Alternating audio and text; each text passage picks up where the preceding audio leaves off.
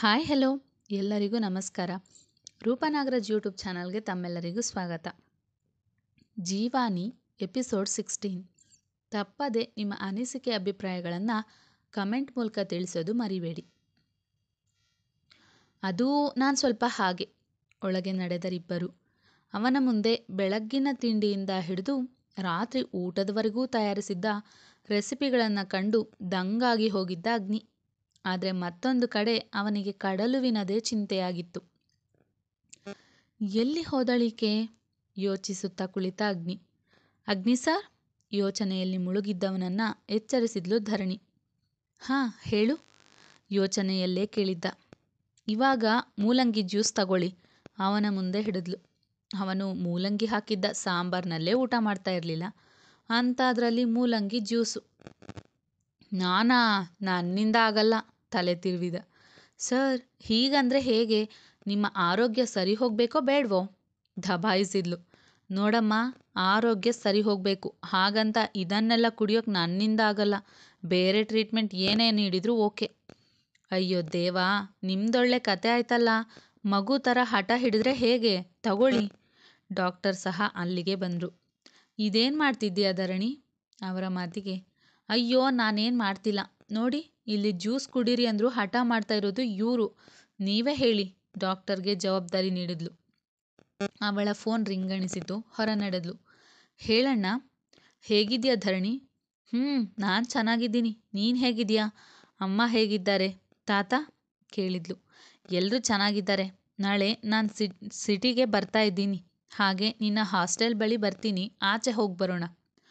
ಅಯ್ಯೋ ಅಣ್ಣ, ನಾನಿವಾಗ ಫುಲ್ ಬ್ಯುಸಿ, ಫುಲ್ ಟೈಮ್ ಕೆಲಸ ಕಣೋ. ನಾಳೆ ಒಂದಿನ ಪುಟ್ಟ. ಅಣ್ಣ, ಪೇಷಂಟ್ಗೆ ತುಂಬ ಹುಷಾರಿಲ್ಲ ಕಣೋ, ನೀನು ಹಾಗೆ ಸೋಂಬೇರಿ ಕೂಡ, ಹೇಳಿ ನಕ್ಕಳು ಜೋರಾಗಿ. ಹೇ ತರ್ಲೆ, ಈ ಕನಕ ಸೋಂಬೇರಿನಾ? ಇಲ್ಲ ಬಿಡೋಣ, ನಿನ್ನಷ್ಟು ಆ್ಯಕ್ಟಿವಿಟಿಯಾಗಿ ಯಾರು ಕೆಲಸ ಮಾಡೋಲ್ಲ.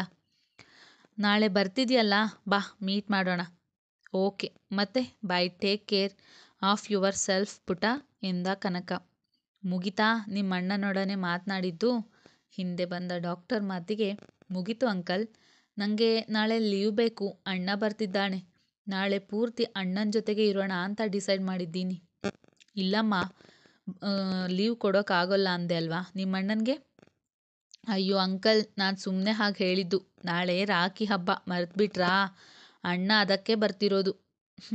ಹಾ ಸರಿ ಕಣಮ್ಮ, ನಿಂಗೆ ರಜೆ ಗ್ರ್ಯಾಂಟೆಡ್. ಡಾಕ್ಟರ್ ಖುಷಿಯಲ್ಲಿ ನುಡಿದ್ರು. Thanks uncle.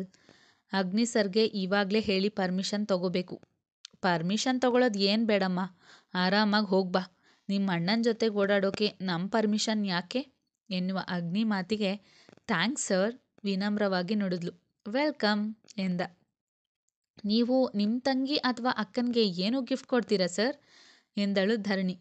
ಗಿಫ್ಟಾ? ಯಾಕೆ? ಅವಳನ್ನೇ ಆಶ್ಚರ್ಯವಾಗಿ ನೋಡಿದ್ದ. ಹೋ, ನಿಮಗೆ ಮರ್ತಿರಬೇಕು, ನಾಳೆ ರಾಖಿ ಹಬ್ಬ ಅಲ್ವಾ? ನಾನು ರಾಖಿ ಕಟ್ಟಿದ್ರೆ ನಮ್ಮ ಅಣ್ಣ ನನಗೆ ಏನಾದರೂ ಗಿಫ್ಟ್ ಕೊಡ್ತಾನೆ. ಅದೇ ರೀತಿ ನಿಮಗೆ ಅವ್ರು ರಾಖಿ ಕಟ್ಟಿದ್ರೆ ನೀವು ಗಿಫ್ಟ್ ಕೊಡಲ್ವಾ? ಅವಳ ಮಾತಿಗೆ ಮುಗುಳ್ನಗೆ ಮಾತ್ರವೇ ಅವನ ಉತ್ತರ. ಸರಿ, ನಾನಿನ್ನು ಬರ್ತೀನಿ, ಕಾಲೇಜ್ಗೆ ಟೈಮ್ ಆಯಿತು. Bye uncle. Bye sir. Agni ಏನೂ ಮಾತನಾಡಲಿಲ್ಲ.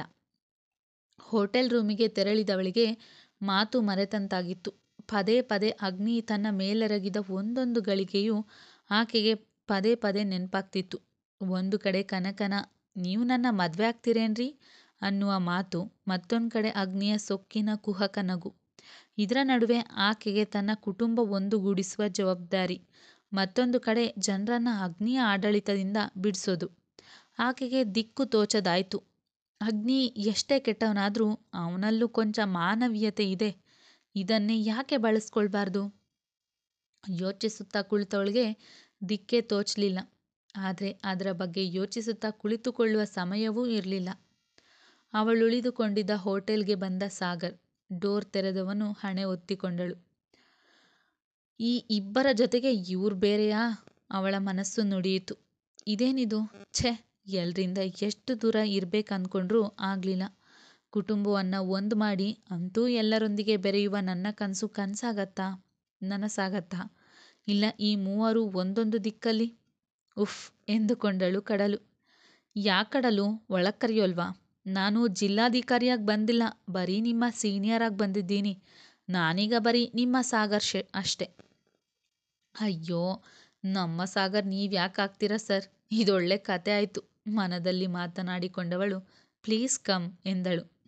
ಅಲ್ಲ, ನೀವ್ಯಾಕೆ ಅಲ್ಲಿಗೆ ಹೋಗಿದ್ದು ಅಂತ ಹೇಳಲೇ ಇಲ್ವಲ್ಲ ಕಡಲು ಅವರೇ? ಅದು ನಿಮಗೆ ನಂತರ ತಿಳಿಸ್ತೀನಿ. ನೀವಿಲ್ಲಿ ಬಂದ ಕಾರಣ ಅವನು ಬೇಗ ಹೋದರೆ ಸಾಕಿತ್ತವಳಿಗೆ. ನಮ್ಮ ಮನೆ ಇಲ್ಲೇ ಇದೆ, ಆದರೆ ನೀವು ಮಾತ್ರ ಯಾವಾಗ ಬಂದರೂ ಈ ಹೋಟೆಲ್ನಲ್ಲೇ ಉಳ್ಕೊಳ್ತೀರಾ ಅಲ್ವಾ, ಅದಕ್ಕೆ ನಾನೇ ಇನ್ವೈಟ್ ಮಾಡೋಣ ಅಂತ ಬಂದೆ.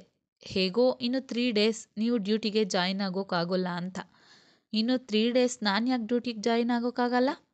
ನೀವೇ ಅಲ್ವಾ ನನ್ನ ಕರೆಸಿದ್ದು. ನಮ್ಮ ಮನೆಯಲ್ಲಿ ಚಿಕ್ಕ ಪ್ರೋಗ್ರಾಮ್ ಇದೆ. ಸೊ ನಿಮ್ಮನ್ನು ಹೀಗೆ ಕರೀಲಿಲ್ಲ ಅಂದರೆ ಎಲ್ಲಿ ಬರ್ತಿದ್ರಿ ಹೇಳಿ? ಅದಕ್ಕೆ ನನಗೆ ಉಪಯೋಗ ಆಗಲಿ ಅಂತ ಹೀಗೆ ಕರೆಸಿದ್ದು. ಅಯ್ಯೋ ಎಂದು ಹಣೆ ಚಚ್ಚಿಕೊಂಡವಳು, ಸರ್, ನಾನಲ್ಲಿ ಇನ್ನೂ 2 ದಿನ ಇದ್ದು ಬರುವ ಅವಕಾಶ ಕಳ್ಕೊಂಡ್ಬಿಟ್ಟೆ. ಹಾಗಾದರೆ ಬೇಸರಿಸಿದಳು ಕಡಲು. ಹೋಗಲಿ ಬಿಡಿ ಕಡಲು, ನೀವು ನನಗಾಗಿ ಒಂದಿನವೂ ಕಳೀಲಿಲ್ಲ. ಅಟ್ಲೀಸ್ಟ್ ಇವಾಗಲಾದರೂ ಒಂದಿನ ನಮ್ಮ ಮನೆಗೆ ಬನ್ನಿ. ನಾಳೆ ನನ್ನ ತಂಗಿ ನಿಶ್ಚಿತಾರ್ಥ. ನಾಳೆ ನೀವು ಬರಲೇಬೇಕು. ಅಯ್ಯೋ ಸಾರಿ ಸಾಗರ್, ನನಗೆ ಬೇರೆ ಕೆಲಸವಿದೆ. ಅಲ್ಲದೆ ನನಗೆ ಈ ಶುಭ ಸಮಾರಂಭಗಳಲ್ಲಿ ಭಾಗಿಯಾಗಲು ಇಷ್ಟವಿಲ್ಲ. ಪ್ಲೀಸ್ ನನ್ನನ್ನು ಬಲವಂತ ಮಾಡಬೇಡಿ. ಅದು ಹಾಗಲ್ಲ ಕಡಲು, ನನ್ನ ಅಮ್ಮ ಮತ್ತು ತಂಗಿ ಯಾವಾಗಲೂ ನಿಮ್ಮನ್ನು ಕೇಳ್ತಾನೆ ಇರ್ತಾರೆ. ಅಲ್ಲದೆ ನಿಮ್ಮನ್ನು ಈ ಬಾರಿ ಮನೆಗೆ ಕರ್ಕೊಂಡು ಹೋಗಿಲ್ಲ ಅಂದರೆ ನನ್ನ ಮನೆಯಿಂದ ಆಚೆ ಹಾಕ್ತಾರಷ್ಟೇ. ಇಷ್ಟು ದಿನದಿಂದ ಕರೀತಾನೆ ಇದ್ದೀನಿ. ಅಟ್ಲೀಸ್ಟ್ ಈ ಬಾರಿಯಾದರೂ ಬನ್ನಿ. ಅದು ಹಾಗಲ್ಲ. ಮುಂದೆ ಮಾತನಾಡುವವಳ ಮಾತನ್ನು ತಡೆದಿದ್ದಳು ಸಾಗರ್ ತಂಗಿ ಅನನ್ಯ. ನೋಡಿ ತಹಶೀಲ್ದಾರ್ ಮೇಡಮ್, ಪ್ಲೀಸ್ ನನ್ನ ಎಂಗೇಜ್ಮೆಂಟ್ಗೆ ನೀವು ಬರಲೇಬೇಕು. ತುಂಬ ಗೌರವಯುತವಾಗಿ ಆಮಂತ್ರಿಸಿದ್ಲು. ಅವಳ ಬರುವು ಆಕೆ ನಿರೀಕ್ಷೆ ಮಾಡಿರಲಿಲ್ಲ. ಅಯ್ಯೋ, ನೀನು ಯಾಕೆ ಬರೋದಕ್ಕೆ ಹೋದೆ? ಮನೇಲೆ ಎಷ್ಟೆಲ್ಲ ತಯಾರಿ ನಡೀತಾ ಇರತ್ತೆ. ನಾನು ಬರಲಿಲ್ಲ ಅಂದರೆ ನೀವು ಖಂಡಿತ ಬರಲ್ಲ ಅಂತ ಗೊತ್ತು. ಅದಕ್ಕೆ ಅಣ್ಣನಿಗೆ ಗೊತ್ತಿಲ್ಲದಂತೆ ನಾನು ಬಂದ್ಬಿಟ್ಟೆ. So please come. ಅವಳ ಪ್ರೀತಿಗೆ ಮತ್ತೇನೂ ಹೇಳಲಾಗಲಿಲ್ಲ. ತಲೆಯಾಡಿಸಿದಳಷ್ಟೇ. ಅಲ್ಲಿಂದ ಮೂವರು ಹೊರಟರು.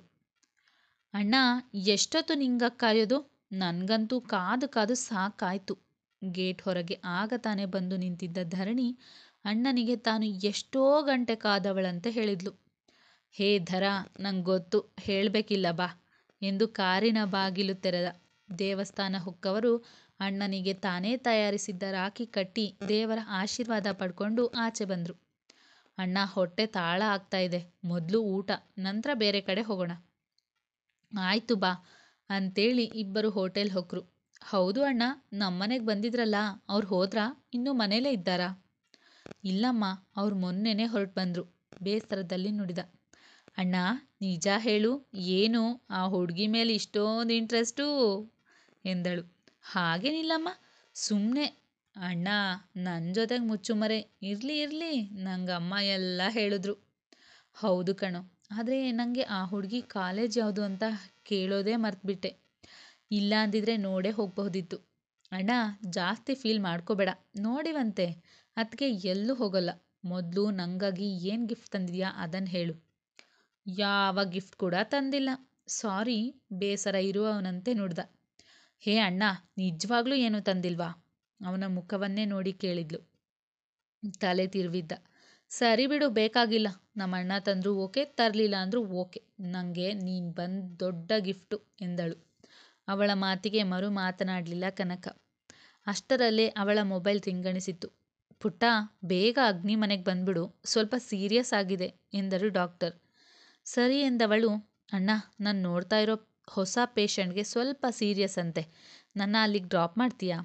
ಸರಿ ಬಾ ಎಂದವನು ಆತುರವಾಗಿ ಗಾಡಿ ಓಡಿಸ್ದ. ಮನೆ ಬರುವವರೆಗೂ ಅವಳ ಮುಖದಲ್ಲಿ ಟೆನ್ಷನ್ ಎದ್ದು ಕಾಣ್ತಿತ್ತು. ಅಯ್ಯೋ, ಏನಾಗಿರಲ್ಲಮ್ಮ, ಸುಮ್ಮನೆ ನೀನು ಯಾಕೆ ಟೆನ್ಷನ್ ಮಾಡ್ಕೋತೀಯ?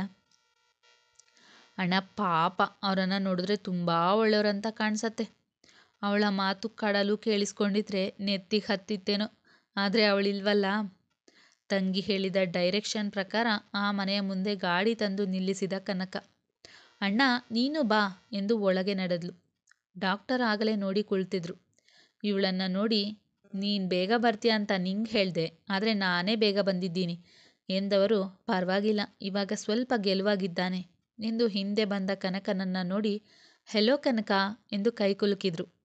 ಹೆಲೋ ಅಂಕಲ್, ಹೇಗಿದ್ದೀರಾ? ನಾನು ಸೂಪರ್ ಕಣೋ. ಸಾರಿ ನಿಮ್ಮ ಸುಂದರವಾದ ಗಳಿಗೆ ಹಾಳು ಮಾಡಿದ್ದಕ್ಕೆ. ನಮ್ಮ ಹುಡುಗ ಸ್ವಲ್ಪ ಇವಾಗ ತಾನೇ ಟ್ರೀಟ್ಮೆಂಟ್ ತಗೋತಿದ್ದಾನೆ. ಅದು ಯಾವುದೂ ಅವನಿಗೆ ಸರಿಯಾಗಿ ಸ್ಪಂದಿಸ್ತಾ ಇಲ್ಲ.